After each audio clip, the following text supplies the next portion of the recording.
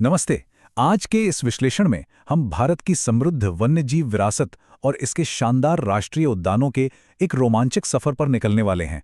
देखिए, हमारी प्रकृति और वन्यजीव कोई ऐसी चीज नहीं जिसे बस किताबों में पढ़ा जाए। ये एक जिंदा, धड़कता हुआ पारिस्थितिकी तंत्र हैं। आज हम ये समझने वाले हैं कि भारत में वन्यजीव संरक्षण की इतनी मजबूत कानूनी नींव आखिर कैसे रखी गई और कैसे ये आज दुनिया के कुछ सबसे विविध प्राकृतिक आवासों को बचाए हुए है। चलिए, बिना देर किए शुरू करते हैं।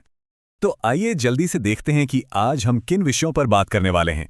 पहला है 1972 का संरक्षण अधिनियम, फिर हम जानेंगे भारत के पहले राष्ट्रीय उद्यान के बारे में, उसके बाद बात करेंगे बिग कैट्स के सुरक्षित ठिकानों की, और अंत में चर्चा करेंगे कुछ बेहद अनूठी प्रजातियों और उनके आवासों की।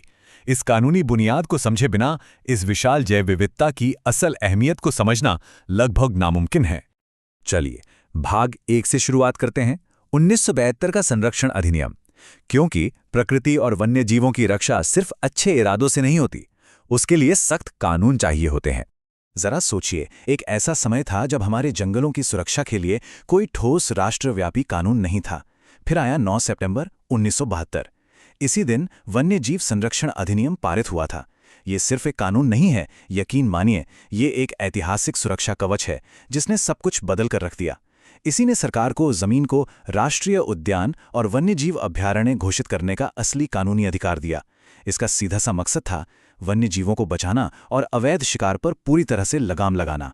आज हम जो भी बड़े संरक्षण प्रयास देखते हैं ना, उन सब की जड़ में यही एक एक्ट है। ये सच में गेम चेंजर था। आगे बढ़ते हैं भाग 2 की ओर। भारत का पहला राष्ट्रीय उद्यान। कानून तो कागज पर बन गया, लेकिन जमीन पर इसका क्या असर हुआ, चलिए देखते हैं। अब ये कहानी बहुत ही दिलचस्प है। उत्तराखंड के नैनीताल में स्थित ये जगह शानदार ढंग से दिखाती है कि कैसे एक ही पार्क समय के साथ विकसित हो सकता है। 1936 में ब्रिटिश काल के दौरान इसे हैली नेशनल पार्क के रूप में स्थापित किया गया था। फिर 1957 में महान संरक्षणवादी जिम कॉर्बेट के सम्मान में इसका नाम बदल दिया गया। लेकिन जो बात इसे सबसे खास बनाती है वो ये है कि 1973 में जब प्रोजेक्ट टाइगर शुरू हुआ तो ये उसके तहत आने वाला भारत का सबसे पहला पार्क बना। ये अपने आप में एक बहुत बड़ा मील का पत्थर है। 106, जी हां, 106 से भी ज्यादा। ये आंकड़ा आज के वन्यजीव संरक्षण के विशाल पैमाने को दिखाता है। 1936 के उस अकेले पहले पार्क से शुरू हुआ ये सफर आज 106 से अधिक राष्ट्रीय उद्यानों के एक विशाल नेटवर्क में बदल चुका है, जो पूरे देश में फैला है। इतने दशकों में प्राकृतिक आवासों को सुरक्षित करने का ये सचमुच एक बहुत ही जबरदस्त प्रयास रहा है। भाग 3, बिग कैट्स के सुरक्षित ठिकाने। अब तक हमने इतिहास और कानून को समझा, तो चलिए अब सीधा जंगलों का रुख करते हैं और हमारे सबसे बड़े शिकारियों से मिलते हैं। यहाँ 2 बेहद मशहूर लेकिन बिल्कुल अलग आवासों की तुलना करना बहुत मजेदार है। एक तरफ हमारे पास गुजरात का गिर राष्ट्रीय उद्यान है। ये पूरे एशिया में एशियाई शेरों का इकलौता घर है, जो मुख्य रूप से एक सूखा इलाका है। और दूसरी तरफ पूर्व में पश्चिम बंगाल का सुंदर वन राष्ट्रीय उद्यान। ये विशाल मैंग्रोव जंगलों का एक दलदली और पानी से भरा क्षेत्र है, जहां शानदार रॉयल बंगाल टाइगर राज करता है।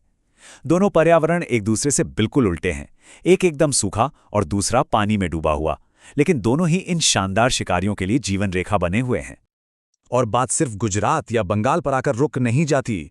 मध्य प्रदेश की तरफ चलें तो वहां कान्हा और बांधवगढ़ हैं, जहां बाघों की आबादी सबसे ज्यादा है और ये अपने खास बारहसिंघा के लिए भी जाने जाते हैं।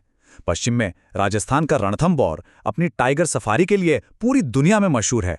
वहीं अगर हम दक्षिण भारत की ओर मुड़ें तो कर्नाटक के बांदीपुर और नागरहोल जैसे पार्क हाथियों और बाघों दोनों के संरक्षण के लिए बहुत अहम है। पूरे देश में फैले ये अलग अलग नज़ारे वाकई हैरान कर देने वाले हैं। अब आते हैं हमारे आखिरी हिस्से, भाग 4 पर। अनूठी प्रजातियां और आवास।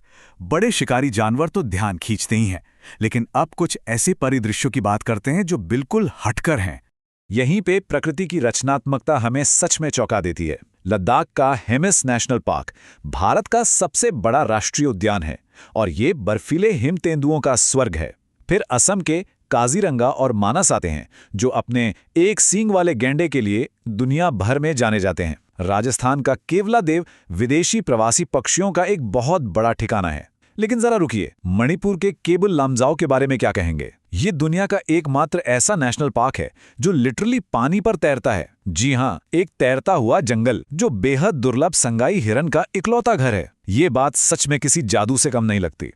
तो अगर हम इस पूरे सफर को एक साथ जोड़कर देखें तो तस्वीर एकदम साफ हो जाती है। उत्तर में जिम कॉर्बेट और बर्फीले हेमिस से लेकर पूर्व में उस तैरते हुए केबुल लामजाओ और पश्चिम में गिर तक। ये साफ तौर पर दिखाता है कि 1972 के उस एक कानून ने कितनी व्यापक भौगोलिक और जैविक विविधता को सुरक्षित किया है। उसी एक ऐतिहासिक फैसले ने वो ढाल दी है जिसके नीचे ये सभी अद्वितीय पारिस्थितिकी तंत्र आज सांस ले रहे हैं। 1972 से लेकर आज तक 106 से अधिक उद्यानों का बनना सच में एक बहुत बड़ी कामयाबी है। लेकिन ये एक बहुत ही गहरा सवाल भी पीछे छोड़ जाता है। तेजी से बदलते मौसम और विकास की इस दौड़ के बीच वन्यजीव संरक्षण की अगली सदी हमारे समाज से क्या मांग करेगी? ये राजसी पारिस्थितिकी तंत्र जितने सुंदर हैं उतने ही नाजुक भी हैं। हमें गंभीरता से सोचना होगा कि हम आने वाली पीढ़ियों के लिए कैसी दुनिया छोड़कर जा रहे हैं। इसी अहम सवाल के साथ आज का ये विश्लेषण यहीं समाप्त होता है। हमारे साथ इस सफर में शामिल होने के लिए बहुत बहुत धन्यवाद।